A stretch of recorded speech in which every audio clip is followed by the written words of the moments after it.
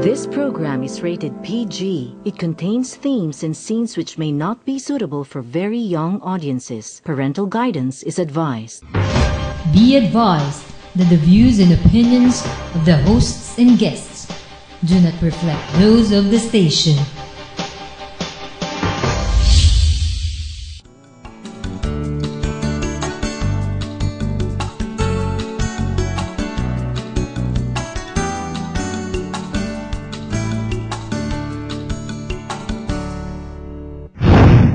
Magandang gabi!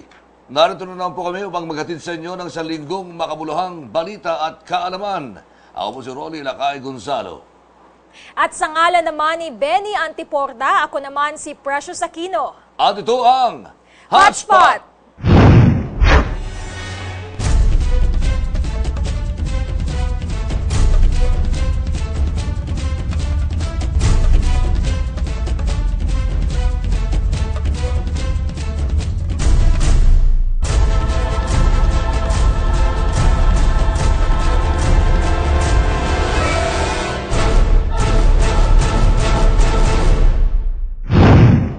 Narito na ang mga mainit na balita hatid sa atin ng Meralco at ng Remate, ang dyaryo ng masa.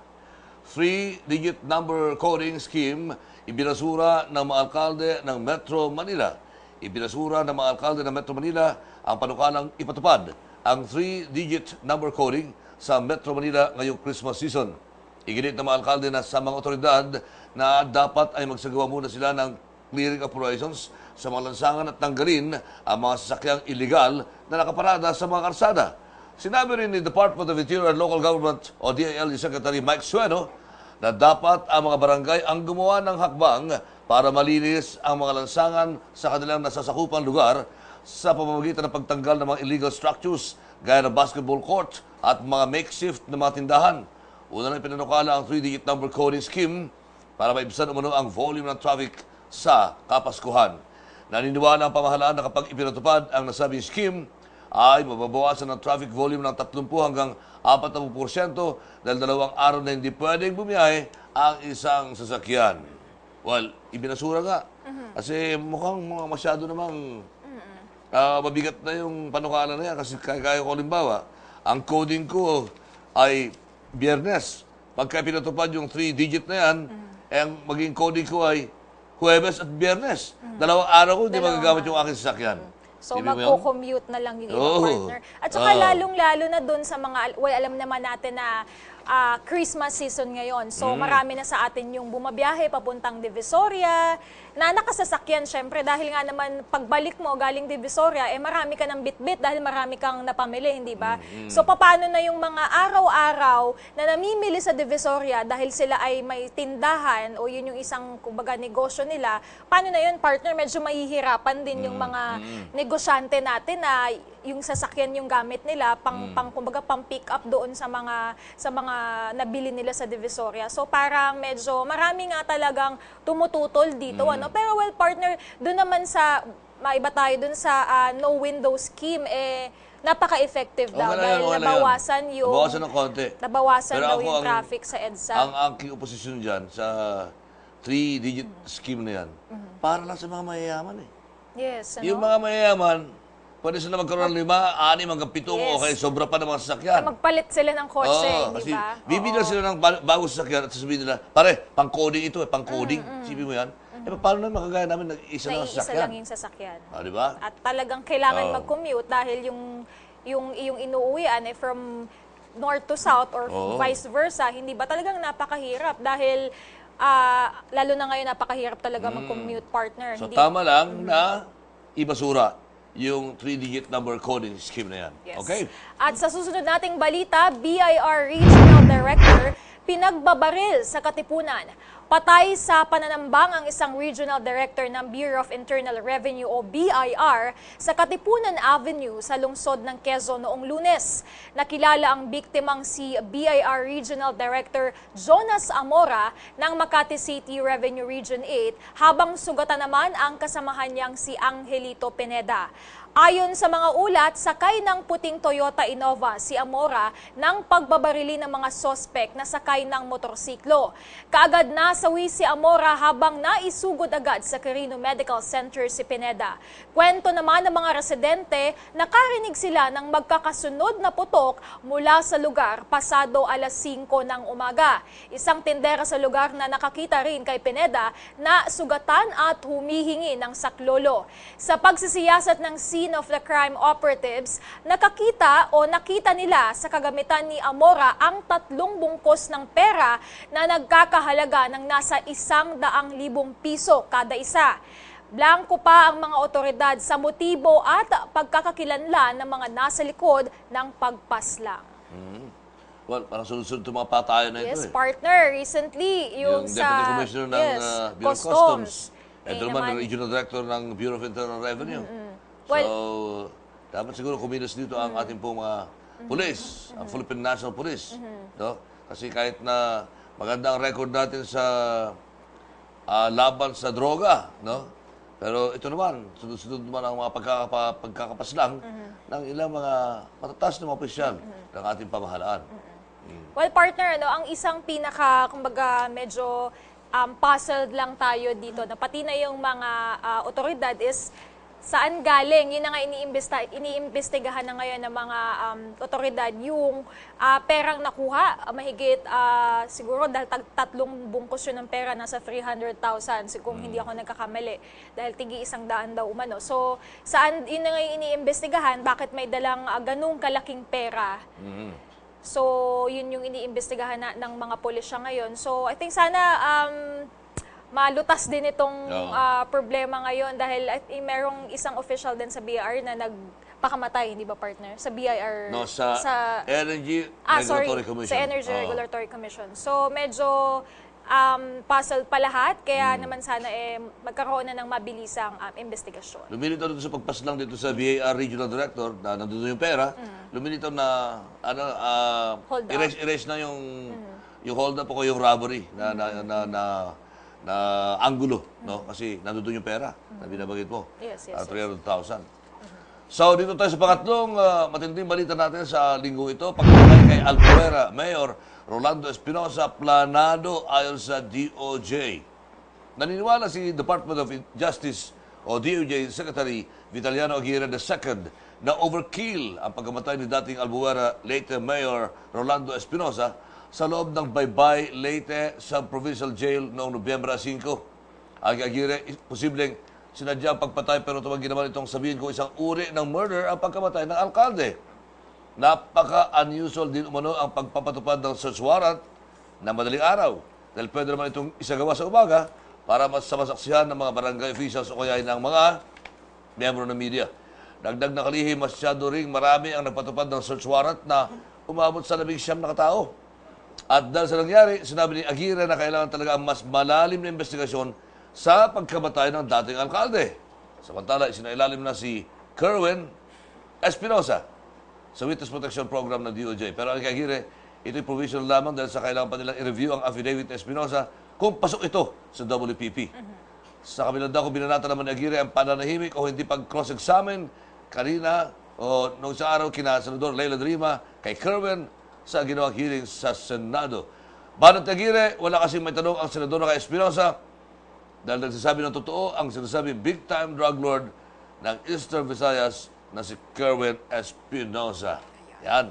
Partner, medyo naging mainit yung kanilang pagtatagpo ni Kerwin at ni Senator Leila de Lima sa Senado nitong linggo, no? Dahil nga sa ginawang hearing sa Senado. So, ayun nga, partner, yun nga yung sinasabi, no? Yun yung tinatanong. Medyo unusual nga yung nangyaring pagkamatay kay Rolando Espinosa dahil 19 na katao yung pumasok sa kulungan at yung oras pa ng kanilang pagbibigay ng search warrant. Medyo madaling araw siya. Yun nga nakakapag-isip sa lahat. Ano? Tatlo na palang, tatlong mga preso na palang napatay doon. Sa loob ng kulungan na yon na sinilbihan ng search warrant at yung mga search warrant na yon ay isang judge ang nag-issue. Ang nag-issue. Oo, doon sa mga search warrant kung saan napatay yung mga preso. Kagaya nito si Mayor Rolando Espinosa Sr. So talagang kaduda-duda. Kaya sinasabi nga sa mga reports talagang premeditated. Talagang plinano. Plinano talaga. Oo. Pati yung pagkawala ng CCTV footages. Isipin mo yung mga footages, talagang plinano. Oo. Na parang itinago meron at itinago ang mga pangyayari. At sa susunod nating balita, Senator De Lima pinagpapaliwanag ng Kamara. Pabor si House Speaker Pantaleon Alvarez na ipatawag sa Kamara si Senator Laila De Lima kaugnay ng umano'y pagpigil nito sa dati niyang driver at bodyguard na si Ronnie Dayan na dumalo sa pagdinig ng House Justice Committee hinggil yan sa drug trade sa loob ng New Bilibid Prison o NBP. Sinabi ni Alvarez, sang-ayon siya na inilabas na show cause order ni Justice Committee Chairman Representative Reynaldo Umali laban kay De Lima. Ang naturang mosyon ay naglalayong pagpaliwanagin umano ang senadora kung bakit hindi ito maaaring i-contempt kaugnay ng pagpigil raw nito kay Dayan na tumestigo sa isinasagawang congressional probe. Paliwanag ni Alvarez, ang umano'y pagpigil ni De Lima kay Dayan ay katumbas na rin ng paghadlang nito sa investigasyon ng komite na pinamumunuan ni Umali. Sapat na raw na dahilan ito upang i-contempt ang senadora. Sa muling pagbukas ng pagdinig ng komite, ipinakita ng anak ni Dayan na si Hannah May ang umano'y palitan nila ng text message ng senadora. Nakasaad sa ipinakitang text messages, ang tinatawag daw niyang TL o Tita Lai ang siya raw nagsabi na wag nang sumipot si Dayan sa mga naunang pagdinig ng Kamara. Ito raw ay pakana lamang ni Speaker Alvarez at ni Pangulong Rodrigo Duterte upang sila raw ay pagpiestahan at gawing katatawanan. Naniniwala ka ba, partner, doon sa text message na yon? Na legit ba yon na talagang from Senator De Lima? Mukhang legitimate naman. Kasi lumilitaw na talaga may ugnayan pati yung anak at saka ni Senadora Laila De Lima. Pero importante, dapat talagang sumipot si Senadora De Lima na magpaliwanag, di ba? Medyo hindi nga siya nagtanong, partner, dun sa ginawang hearing sa Senate. Hindi sapat yung sabihin mo na I categorically, formally, I forgive you.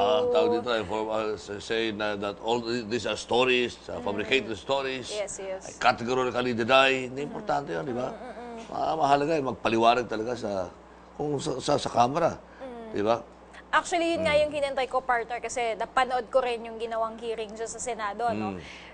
After na nung mga katanungan kay Kerwin, nabasa ni Kerwin yung kanyang affidavit, yun yung talaga yung inintay ko yung turn, yung turn ni Senator De Lima doon sa Senate, yung kanyang meron siyang kumbaga katanungan kay Kerwin. Medyo wala talaga siyang ginawang pagtatanong, kung hindi, kumbaga nagsabi lang siya, nagpahayag lang siya, dininay niya unang-una na hindi nga raw siya kumbaga involved dyan sa drug trade sa Bilibid. Well, lumitaw din si Ronnie Dayan sa Kongreso na. Yes. At kasi sabi ni Senador De Lima, yung paglitaw ni Ronnie Dayan na kanyang alleged lover. Although sinasabi naman ni Ronnie, talagang nag-on sila for 7 years. Ang sinasabi ni Senadora De Lima, the moment na lalabas si Ronnie sa Kongreso, ay malilinis na ang kanyang pangalan. Abay, lalong nadiin. Hindi naging ganun ang resulta kasi lalong nadiin. Ito si Senadora De Lima. At ang dami ng istorya ang nagsilabasan pa. No? Hanggang sa nakalimutan na yung problema, hanggang sa nakalimutan na yung droga. Ang pinagpiestahan na yung kanilang sex video relasyon at kung ano-ano pa. Diba? So, napansin ko nga yung partner, may mga katanungan na parang medyo hindi na appropriate dun sa hearing. Lumilitaw marami rin sa mga kongresista natin ng mga medyo malisyoso. Medyo mahilig din sa chismis, medyo magkabastusan. Yes. May mga, basta dun sa hearing na yun, medyo parang ang gusto talaga nilang ipunto, kung may sex video ba talaga sila, ni Ronnie Dayan at ni De Lima, yung nga tinanong ng isang congressman doon kung totoo nga raw ba na may sex video sila. Ang sabi ni Dayan is, kung meron man, hindi raw galing sa cellphone niya. So, nung tinanong siya, posible bang ibang tao ang nag-video? Ang sagot ni Ronnie Dayan, malamang. At doon naghiyawan. Medyo natuwa yung mga tao, yung mga congressman dyan sa House, sa Congress, dahil parang talagang gusto nilang malaman talaga kung totoo ba o hindi. Pero, well, bukod dyan, yung mga pahayag naman ni Kerwin at ni Dayan, medyo meron ding part na tugma, at may part din na medyo hindi, kumbaga, mga dates na siguro. Yung mga siguro dahil kinakabahan si Dayan, hindi sanay si Dayan na tanungin siya ng maraming ng tao, hindi siya sanay sa ganong setup. So kaya medyo yun nga sabi ng isang congressman doon na medyo hindi plansyado yung kanyang script di umano. So naniniwala naman ako na nagsasabi rin ng totoo si Dayan, pero medyo nakikita mo rin yung takot sa kanya, no, partner? May takot sa mukha. Antayin natin kasi sinasabi ni Senadora de Lima, kasuhan niyo na ako. Para magkaalaman na. No? Kasi kung palitan lang ng mga statements sa social media, dapat idaan na talaga sa korte para magkaalaman na. No? Yes, Kasi ang sinasabi naman ni Senadora de Lima, asuhan nyo na ako para formally masasagot ko lahat ang mga yan sa korte. Sa korte. Pero pinakauling balita natin sa linggo ito, hindi pa rin. Anti-Marcos burial or anti-Marcos burial protesters di alintana ang ulan sa kanilang sinasagawa programa. Tinatayang nasa 1,500 na katao dumalo sa programa sa Luneta Park sa Manila bilang bahagi ng tinatawag na Black Friday protest para kundinahin ang palihim na paglilibing sa mga labi ni dating Pangulo Ferdinand Marcos noong nakaraang linggo sa libingan ng mga bayani. Nasa Bermuda Garden na harap lamang ng Quirino Grandstand ng mga ralista na nakasuot ng itim na damit. Hindi naman makapasok ang mga ralista sa loob ng grandstand dahil bantay sarado ito ng PNP. Ilan sa mga nagprotesta ay galing sa Katipunan Avenue na kinabibilangan ng mga estudyante ng University of the Philippines, Ateneo de Manila University at Miriam College. Ang ilang grupo naman ay nanggaling pa sa Mendiola at Murayta kung saan sila ay unang nagsagawa ng programa bago tumulak sa Luneta Park para sa mas malaking protesta. Iginit ng mga ralista na hindi karapat-dapat na ilibing ang dating Pangulo sa libingan ng mga bayani dahil sa paglabag nito sa karapatang pantao at sa isyu ng korupsyon. Karamihan sa mga nagprotesta ay mga estudyante o mga tinatawag na mga millennials. Kabilang din sa mga sumama sa protesta ay mga manggagawa, magsasaka, urban poor, progresibong grupo. At nagpunta rin ang mga biktima ng martial law gaya na dating bayan muna Congressman Nery Colmenares sa Torocampo, Direktor na si Joel Labangan at dating Senador Rene Sagisag. Samantala, may mga nagprotesta ring suportado ang desisyon ng Pangulong Rodrigo Duterte na ihimlay ang mga labi ng dating Pangulo sa libingan ng mga bayani at iginagalan daw nila ang desisyon ng Korte Suprema kaugnay pa rin sa usapin ng paglilibing kay Marcos sa libingan ng mga bayani. Yes. At sinasabi naman ni Pangulo Digong, okay lang, mag-rally kayo ng mag-rally, no? Dahil bahagi yan ng demokrasya. Yes. Okay? Lagi namang there are always two sides of a coin. To a coin, sabi nila, di ba? Merong kaliwa at merong kanan. Nagkataon na hanggang ngayon ay sa iba't ibang mga issue sa ating bansa ay ganyan pa rin ang sitwasyon. Well, ang importante naman, partner, yung safe yung kanilang pag-rally. Ang ibig ko sabihin, hindi na mauulit yung nangyari doon sa yung dispersal na nangyari sa US Embassy. So as long as kahit marami sila, mga millennials man ito o mga dating mga Marcos victims, ang mahalaga dito peaceful yung rally nila. Yes. At walang kumbaga hindi ito mababahira ng kumbaga ng violence nga dahil mga kabataan yung involved dito sa protestang ito, no, partner. So as long as nandiyan ang mga kapulisan na nagbabantay lang at peaceful din at peaceful yung mga nag-rally, wala tayong problema dyan. Oo. Huwag lang mamerhuisyo. Lalo sa karsada, huwag kayo magsara na karsada. Diba? Para tuloy-tuloy lang. Walang batuhan na nagaganap. Tuloy-tuloy lang daloy ng trapiko. Yes, Yun lang naman ang gusto mangyari ng Pangulong Digong. Yes. Okay? Well, dito muna nagwawakas ang ating mainit na talakayan sa mahalagang issue sa gabi ito. Magbabalik po ni Precious sa ating hotspot.